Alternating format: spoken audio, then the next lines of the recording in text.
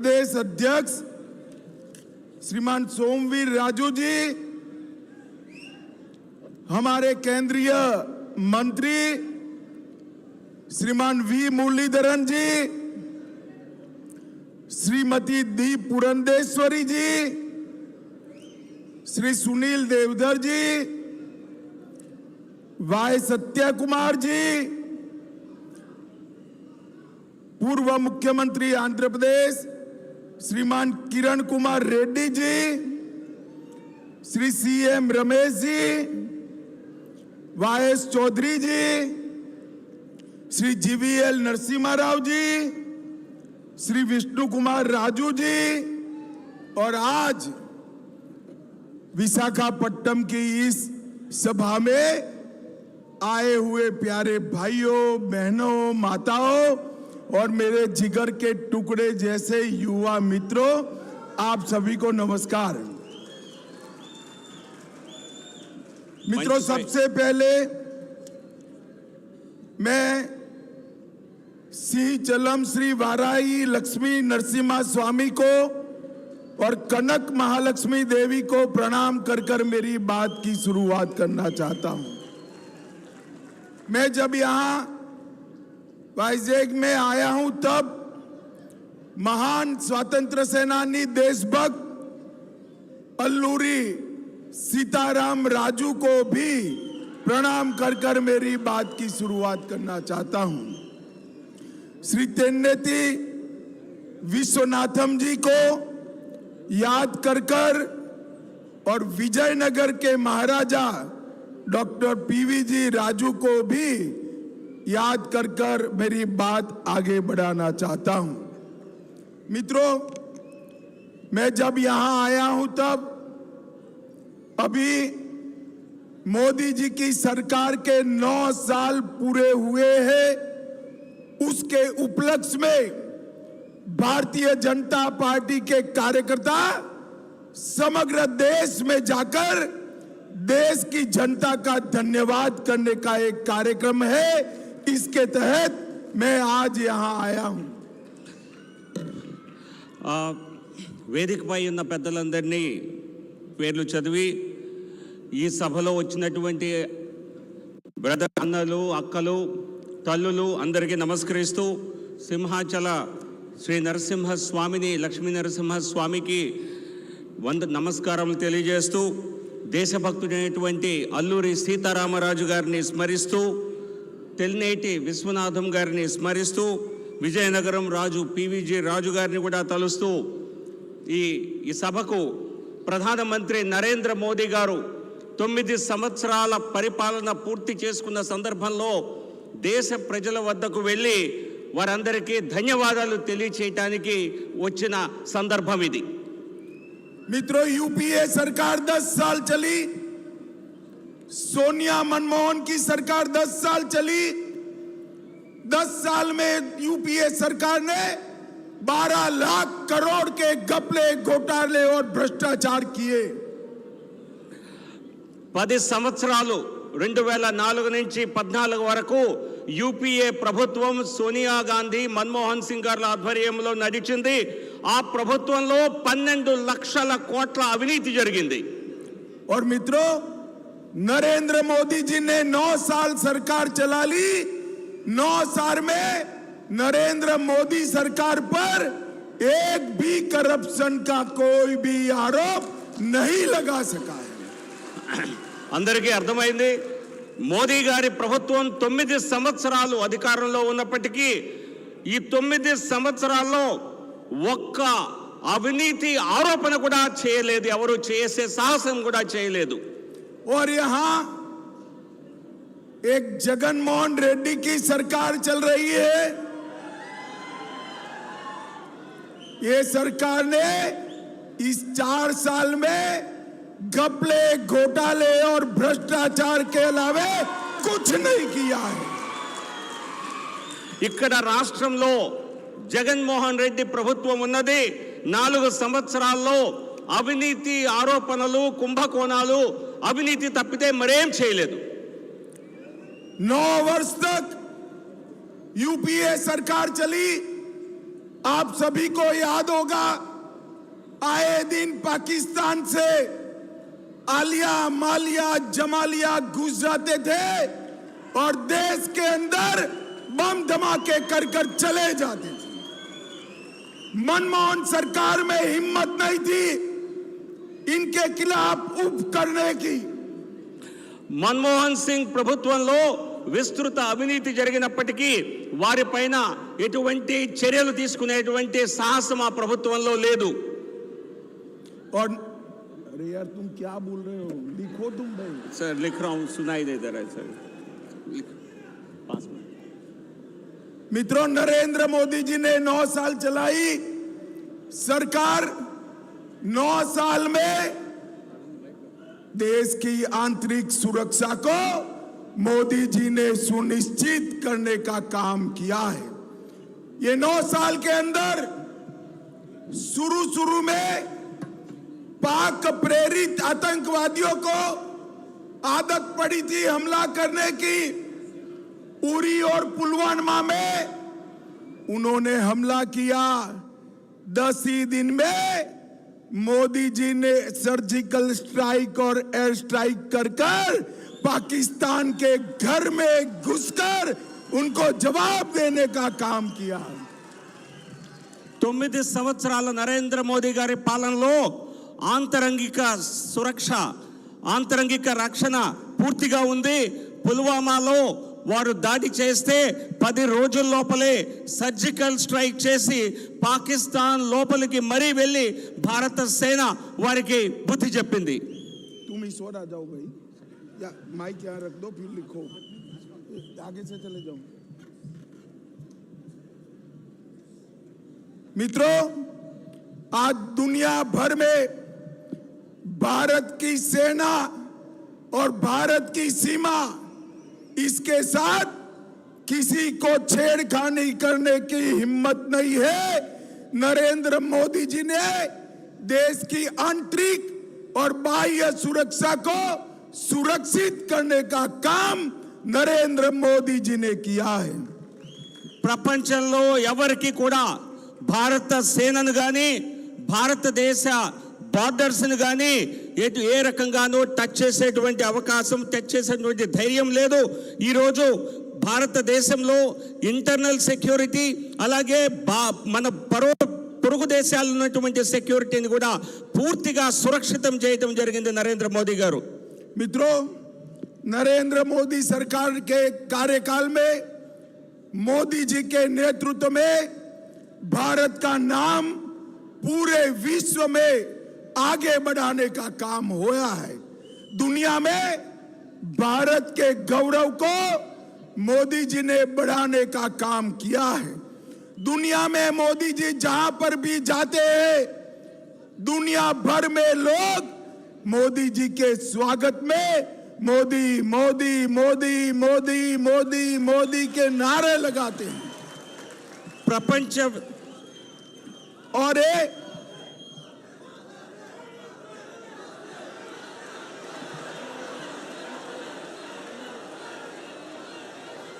ये जो नारे मोदी मोदी के लगते हैं, वो नरेंद्र मोदी या भारतीय जनता पार्टी के लिए नहीं है।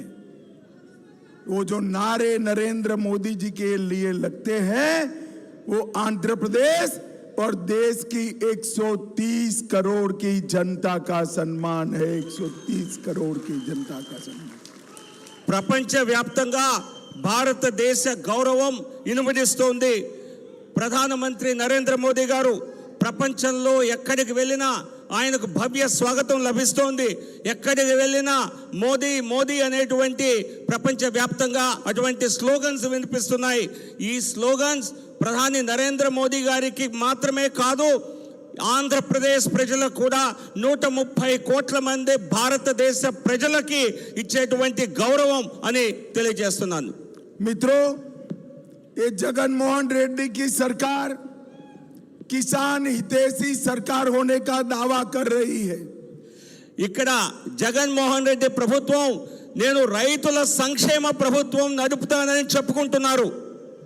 परंतु समग्र देश में किसानों की आत्महत्या में आंध्र प्रदेश तीसरे नंबर पर है। जगन मोहन जी, आपको शर्म आनी चाहिए। జగన్మోహన్ రెడ్డి గారి ప్రభుత్వం, జగన్మోహన్ రెడ్డి ప్రభుత్వం దేశంలోనే 3వ స్థానంలో ఆంధ్రప్రదేశ్ రైతుల ఆత్మహత్య విషయంలో ఉన్నది. ఈ ప్రభుత్వానికి సిగ్గు రావాలి అని చెప్తున్నాను. मोदी जी ने 9 वर्ष में देश के 70 करोड़ गरीबों के लिए ढेर सारे काम किए हैं। हर गरीब को पक्का घर देने का काम देश के प्रधानमंत्री नरेंद्र मोदी जी ने किया है। 9 సంవత్సరాల్లో 70 కోట్ల మంది పేదల కోసం నరేంద్ర మోదీ ప్రభుత్వం పనిచేసింది. అనేక అభివృద్ధి, అనేక వెల్ఫేర్ కార్యక్రమాలు చేపట్టడం జరిగింది. పక్కా ఇళ్ళని ఇవ్వటం జరిగింది. अब लिखना मत, एक वाक्य ही आएगा।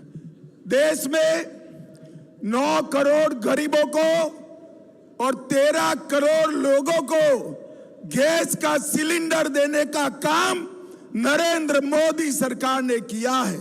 దేశంలో 9 కోట్ల మంది పేదలకు 13 కోట్ల ఉచిత సిలిండర్లను ఇవ్వటం జరిగింది ఉజ్వల పథకం కింద. देश के 11 करोड़ किसानों को हर साल 6,000 रुपया मोदी जी दिल्ली से भेजते हैं। 11 కోట్ల మంది రైతులకు దేశవ్యాప్తంగా ప్రతి సంవత్సరం నరేంద్ర మోదీ గారు డైరెక్ట్ గా 6,000 రూపాయలని ప్రతి ఒక్కరికి పంపిస్తున్నారు. और जगनमोहन जी, मोदी जी के ये रुपये को रायतू भरोसा स्कीम का नाम देकर किसानों को देने का काम करते हैं। మోదీ గారు ఇచ్చేటువంటి ఈ డబ్బుని రైతు భరోసా పేరుతో నేనిస్తున్నానని చెప్పి జగన్మోహన్ రెడ్డి మభ్య పెడుతున్నారు.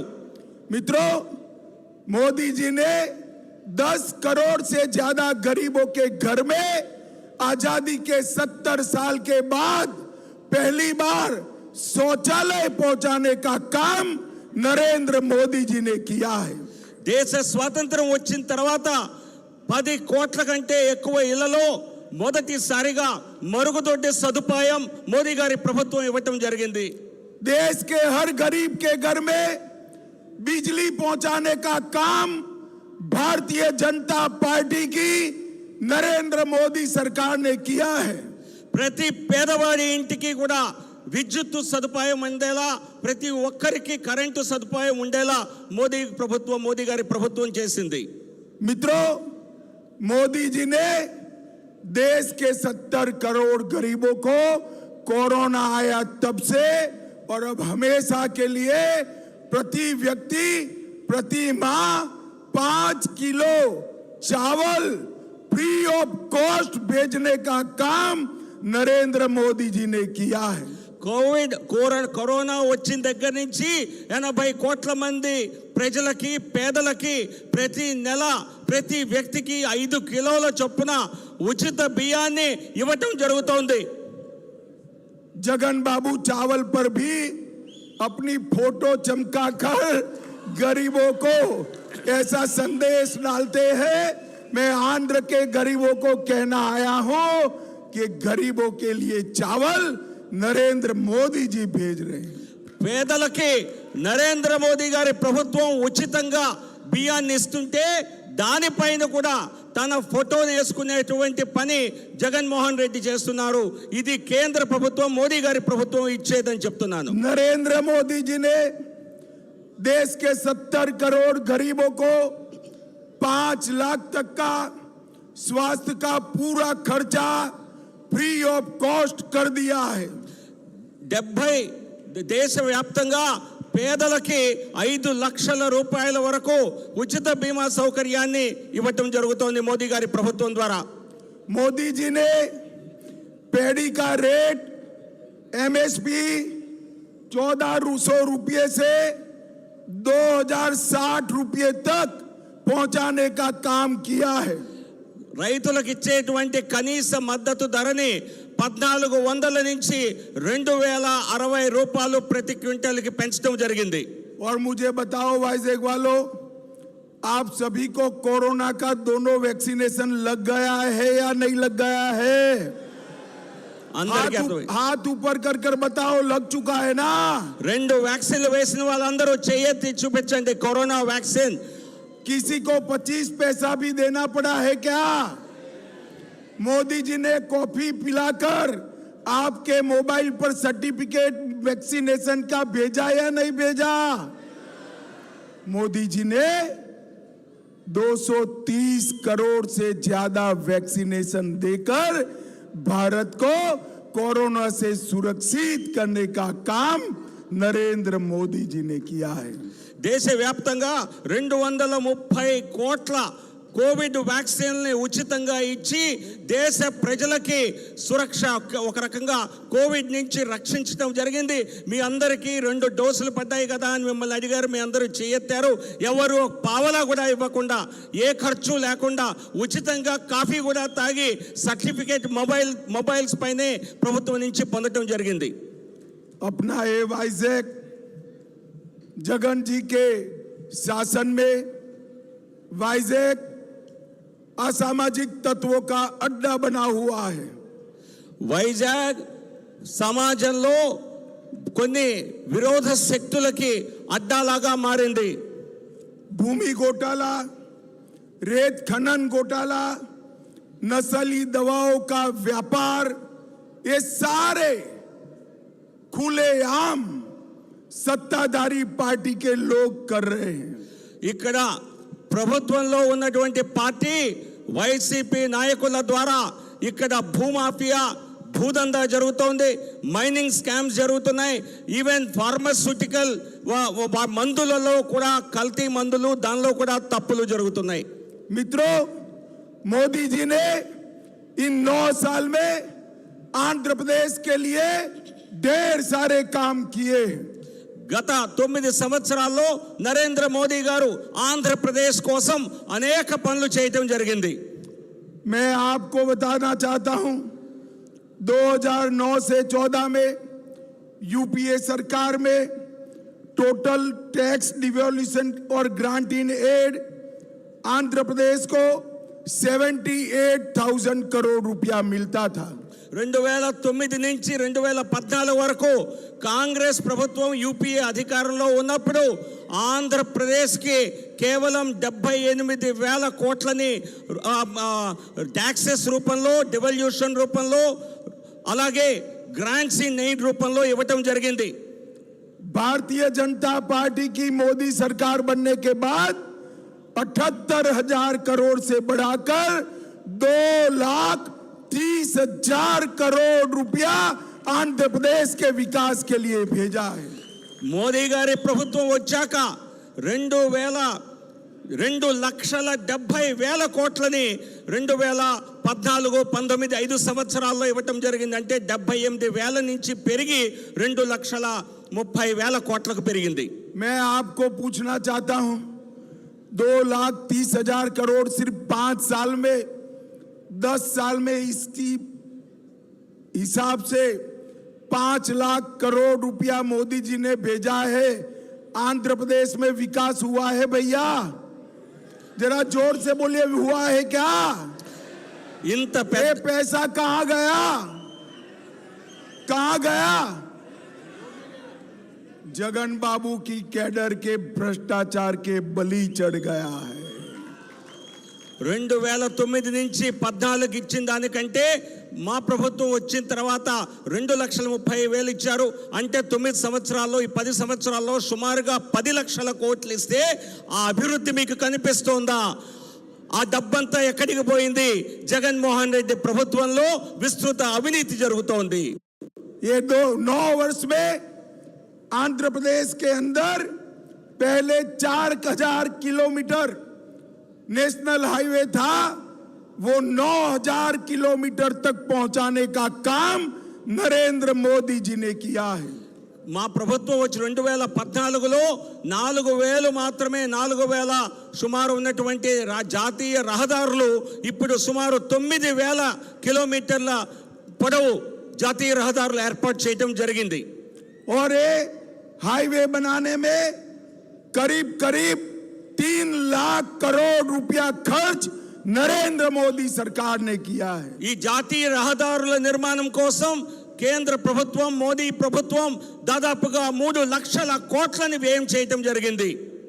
सागरमाला योजना में आंध्र प्रदेश को ये 3 लाख करोड़ के अलावे 85,000 करोड़ रुपया अलग से दिया गया है।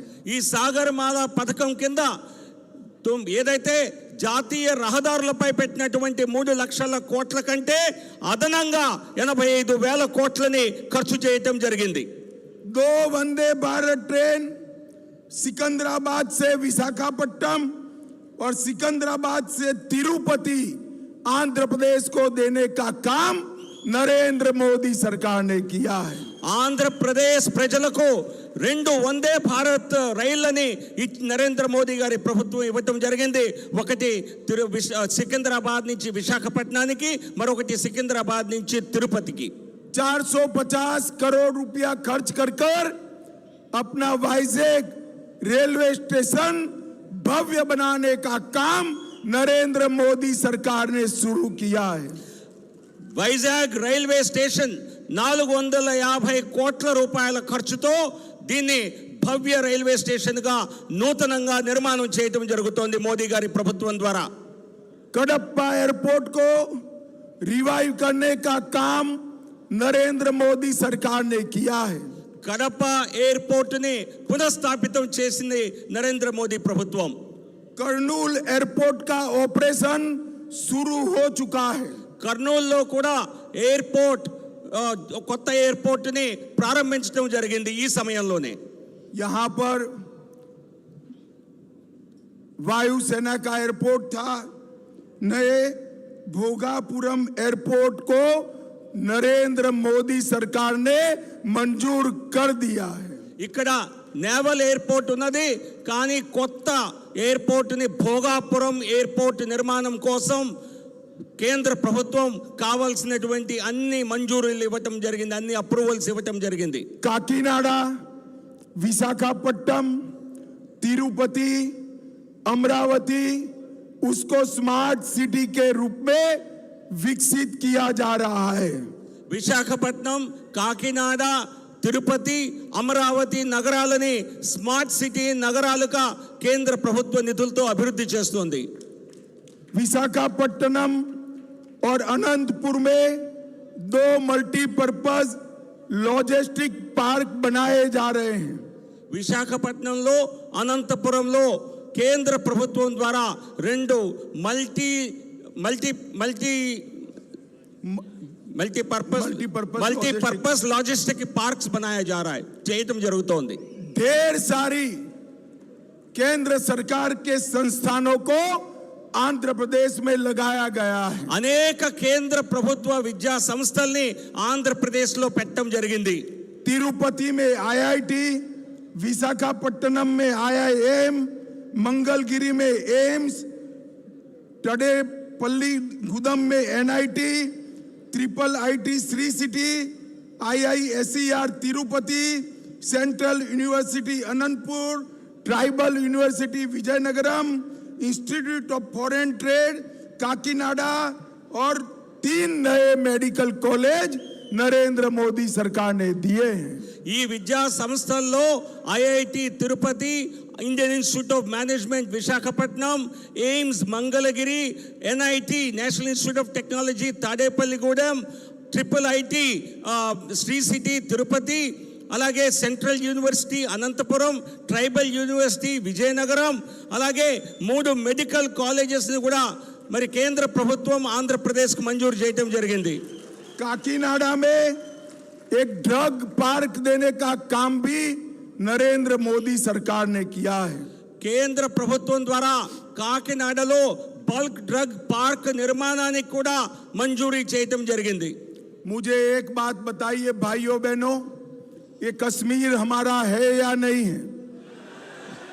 जरा जोर से बोलिए, कश्मीर हमारा है या नहीं है? धारा 370 हटनी चाहिए थी या नहीं हटनी चाहिए थी? ये राहुल बाबा कहते हैं धारा 370 मत हटाओ, वरना कश्मीर में खून की नदियां बह जाएगी। राहुल बाबा, मोदी जी ने धारा 370 हटा भी दी। खून की नदियां छोड़ो, किसी की कंकर चलाने की हिम्मत नहीं हुई है, कंकर चलाने की। मोदी जी ने देश को आगे बढ़ाने का काम किया है। मोदी जी ने नया पार्लियामेंट का भवन बनाने का काम किया है और नए पार्लियामेंट के भवन में हमारा सभ्यता का प्रतीक सेंगोल को प्रस्थापित कर हमारे इतिहास और सभ्यता को जीवन करने का काम किया है। कश्मीर मोदी जी 2024 में निश्चित रूप से 300 सीटों के साथ जीतने वाले हैं। కశ్మీర్ మనదా కాదా అని అడిగారు, మీరందరూ అవునని సమాధానం చెప్పారు. ఆర్టికల్ 370ని 370 తీయాలా వద్దా? కేంద్ర ప్రభుత్వం నరేంద్ర మోదీ గారు సాహసం చేసి ఆర్టికల్ 370ని తీసేశారు. అప్పుడు కాంగ్రెస్ నాయకుడు రాహుల్ గాంధీ అక్కడ కాశ్మీర్లో ఆర్టికల్ 370 తీస్తే అక్కడ రక్తం ఏరులై పారుతుంది అని చెప్పి వ్యాఖ్యలు చేయడం జరిగింది. ఈ వ్యాఖ్యలు తప్పని రుజువయ్యాయి. అక్కడ రక్తం కాదు కదా, అక్కడ ఎటువంటి అరాచకత్వం కూడా చేయటానికి ఎవరు సాహసించలేదు. నరేంద్ర మోదీ గారి ప్రభుత్వం మళ్ళీ 300 సీట్లతో గెలిచి అధికారంలోకి రావటం తథ్యం. मित्रों, मगर मैं आपको अपील करने आया हूं, మిమ్మల్ని అందరినీ అభ్యర్థించడానికి నేను వచ్చాను. मोदी जी प्रधानमंत्री तो बनने वाले हैं, मगर 24 में आंध्र प्रदेश से 20 से